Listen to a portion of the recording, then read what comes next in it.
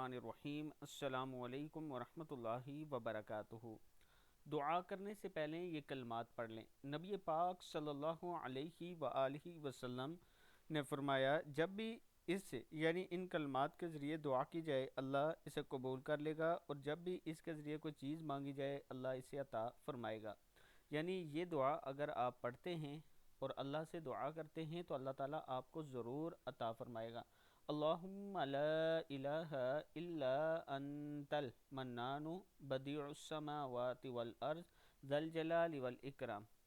اللہم لا الہ الا انت المنان بدیع السماوات والارض ذا الجلال والاکرام۔ اے اللہ تیرے علاوہ کوئی معبود نہیں، تو بہت ہی احسان کرنے والا، آسمانوں اور زمین کو پیدا کرنے والا، اے جلال اور اکرام والے۔ صدق اللہ العظیم۔ جب بھی ہاتھ اٹھائیں یہ دعا ساتھ پڑھ لیا کریں۔ اللہم لا الہ الا انت المنان بدیع السماوات والارض ذا الجلال والاکرام۔ صدق اللہ العظیم۔